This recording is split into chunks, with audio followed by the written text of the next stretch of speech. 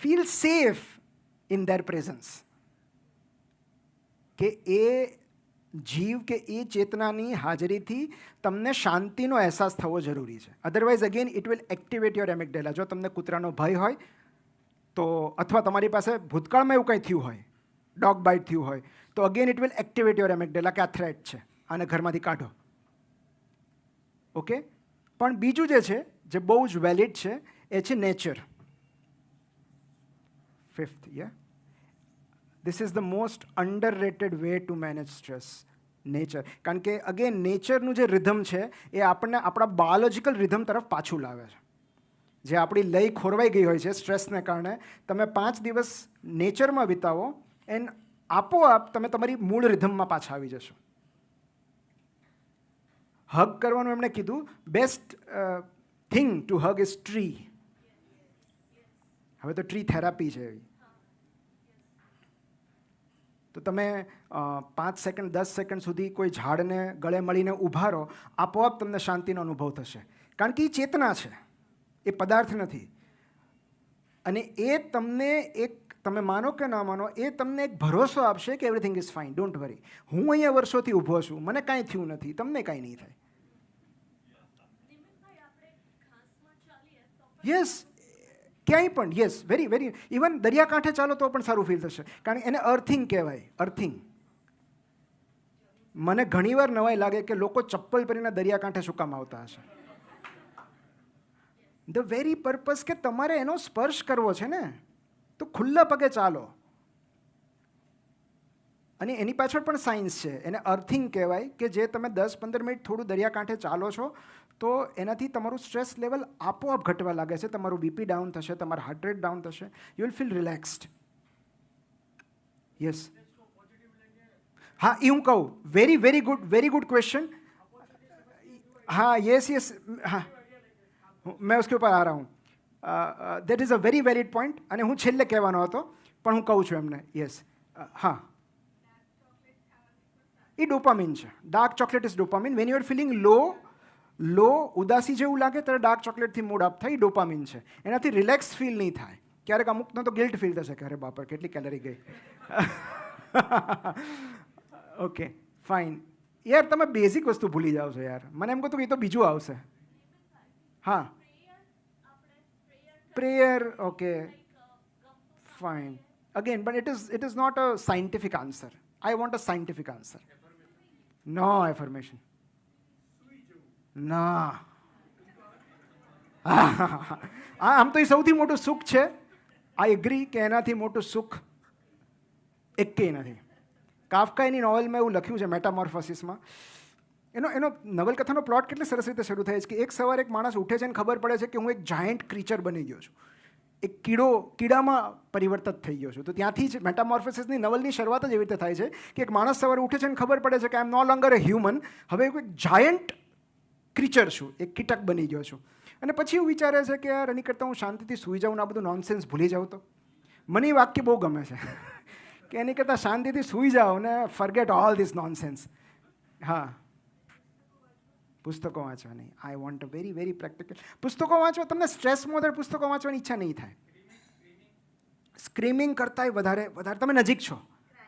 નો. હું તમને 3 લેટર કહું અને તમને તરત ખ્યાલ આવી જશે. AUM.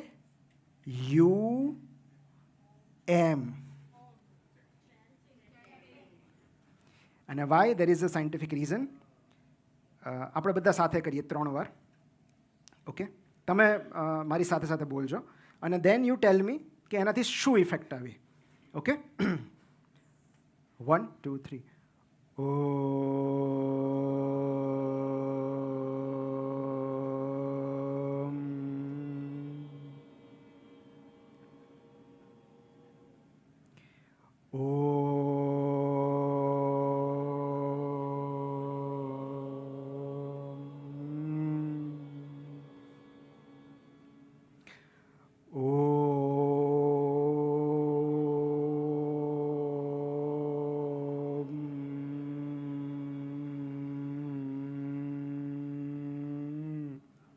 હવે જો તમે મ લાંબો ખેંચશો તો તમને કાન આગળ ઝંઝણાટી થશે. Yes yes. આ વાઇબ્રેશન્સ વેગસ નર્વને સ્ટિમ્યુલેટ કરે છે. And vagus nerve is the chief parasympathetic nerve. Okay, કારણ કે એ ગળાને સ્ટિમ્યુલેટ કરે છે અને કાનને, એટલે ઓરિક્યુલર બ્રાન્ચ ઓફ વેગસ નર્વને સ્ટિમ્યુલેટ કરે છે. અને વેગસ નર્વ ગળા પાસેથી પસાર થાય છે જ્યારે નીચે જાય સ્ટમકમાં. તો વેગસ નર્વનું મેઇન ફંક્શન ડાયજેશન છે અને એટલે જ કહેવાય છે રેસ્ટ એન્ડ ડાયજેસ્ટ. કે આપણે જમ્યા પછી કેમ ઊંઘ આવે છે, કેમ કંઈ કરવાની ઈચ્છા નથી થતી, કારણ કે બધું બ્લડ જીઆઈ સિસ્ટમ પાસે રીસર્ક્યુલેટ, રીડાયરેક્ટ થયું હોય છે કે ભાઈ અત્યારે અહીંયા જરૂર છે, હવે અહીંયા બહુ જરૂર નથી કોન્સન્ટ્રેશનની, ફોકસની જરૂર નથી, ક્યાંય દોડવાની જરૂર નથી, થોડી વાર આરામ કરો, રેસ્ટ એન્ડ ડાયજેસ્ટ. એટલે પીએનએસ છે.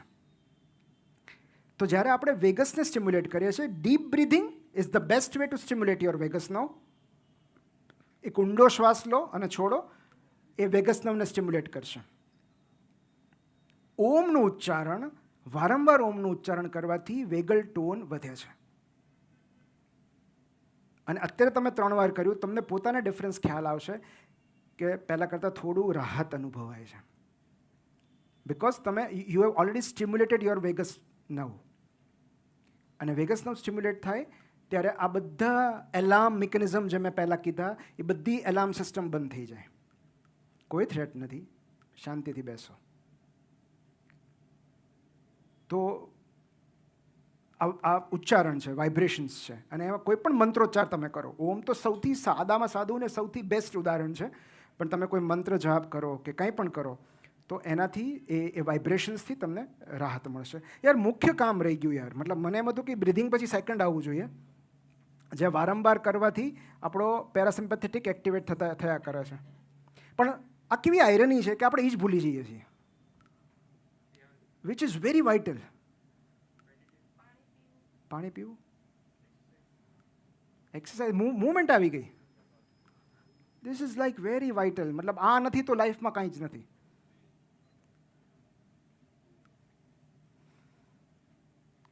હા, સેલ્ફ, ના ના, એ તો ક્યારેક બહુ ભયંકર હોય છે. હા, લાફ્ટર યાર, લાફ્ટર. લાફ્ટર નથી, ગાયબ થઈ ગયું છે એટલે સ્ટ્રેસ છે. Laughter is the best and biggest antidote of stress. નહીં, સી આમાં એવું છે કે at that moment, see, whenever you can participate in a laughter or create a laughter, or તમે કોઈ સિચ્યુએશનને લાઇટ બનાવી શકો, તમે બહુ સરળતાથી એમાંથી બહાર આવી શકો.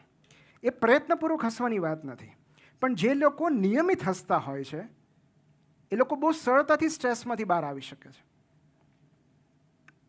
સો આ એક ટૂલ બોક્સ છે. બરાબર, જરૂરી નથી કે તમારે આ જ પાનું ઉપાડવું. ઓકે, તમને આ ગમતું હોય તો તમે આ ટૂલ લઈ શકો, આ ગમતું હોય તો આ ટૂલ લઈ શકો, એનીથિંગ દેટ યુ લાઈક. પણ this is a tool box available to all of us. પણ પ્રોબ્લેમ એ છે કે આપણા જીવનમાં હાસ્યની ભયંકર અને ગંભીર અછત સર્જાતી જાય છે. આપણે હસવાનું જ ભૂલી ગયા છીએ. એટલે આ એમિગડેલા આટલું બધું હાવી થઈ ગયું છે આપણા ઉપર. બિકોઝ જ્યારે સ્ટ્રેસ નથી હોતું ત્યારે ક્યાં હસીએ છીએ આપણે?